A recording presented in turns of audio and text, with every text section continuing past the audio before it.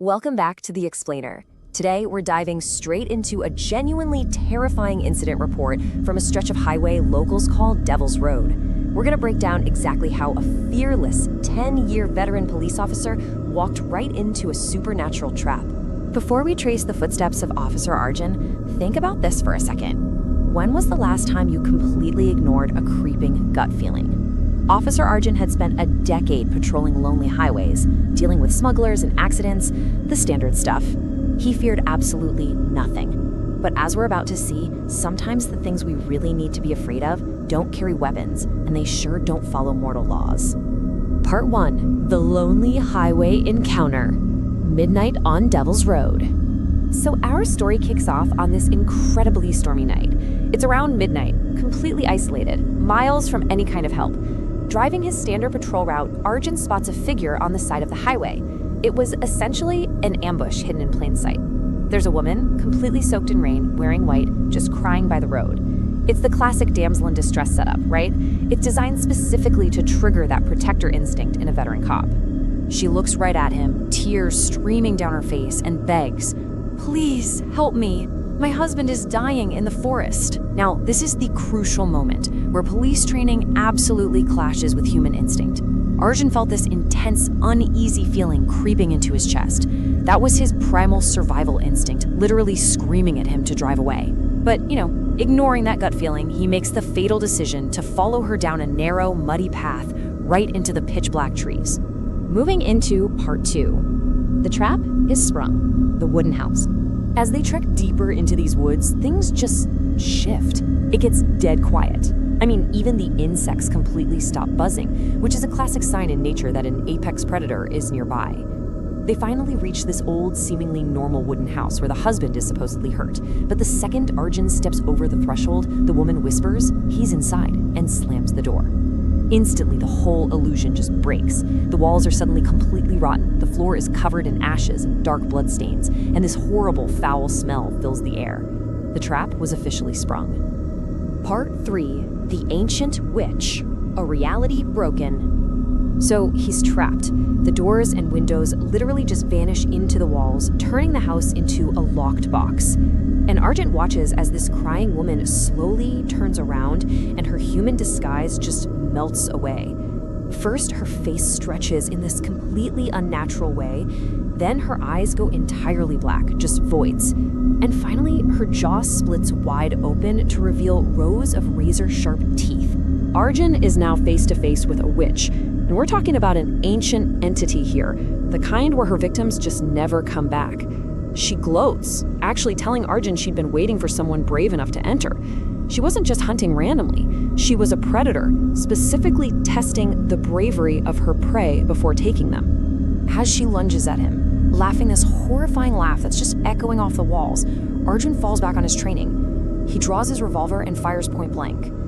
But the bullets just pass right through her. No effect whatsoever. It perfectly highlights how absolutely useless mortal weapons are against something like this. The rules of physics were just out the window. Which brings us to Part 4. The Golden Amulet.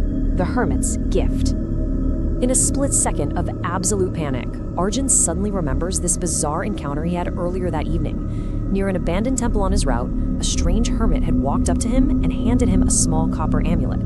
The guy gave him a super cryptic warning: if darkness ever calls your name, don't let go of this. With literally zero other options and his gun completely useless, Arjun throws up his hand with the copper amulet. And the reaction is instantaneous. A brilliant, blinding golden light just erupts from the amulet. This massive surge of energy completely turns the tables. The witch, who a second ago was ready for the kill, starts screaming in pure agony as dark smoke violently bursts out of her. This light doesn't just hurt her. It completely destabilizes the whole phantom house she built.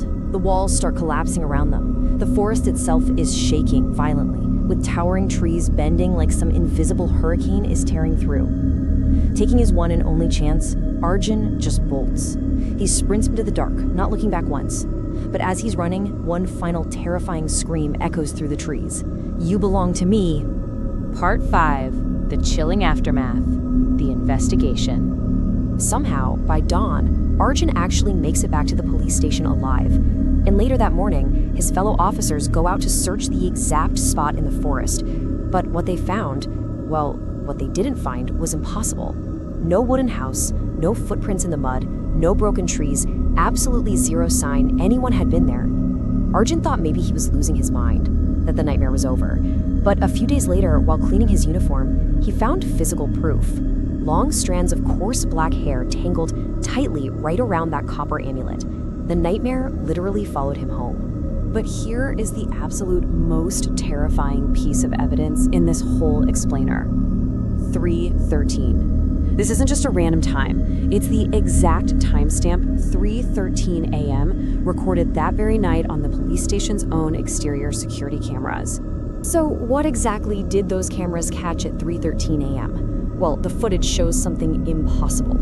It's the exact same woman in white standing silently right across the road from the heavily lit police station. She doesn't attack, she just stands there. Then she looks up, smiles directly into the camera lens, letting them know she knows exactly where Arjun is, and then she just completely vanishes into thin air. But it wasn't just video. Their recorded footage captured a chilling audio anomaly right at the end. It disembodied Wesper saying, "I'll be waiting when you come back."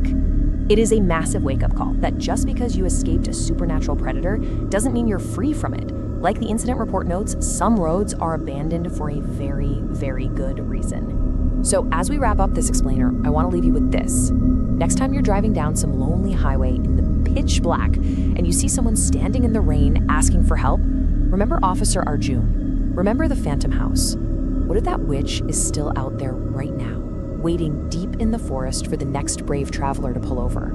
Who is waiting for you in the dark? Think about it. Thanks for hanging out with me for this explainer, and seriously, always trust your gut.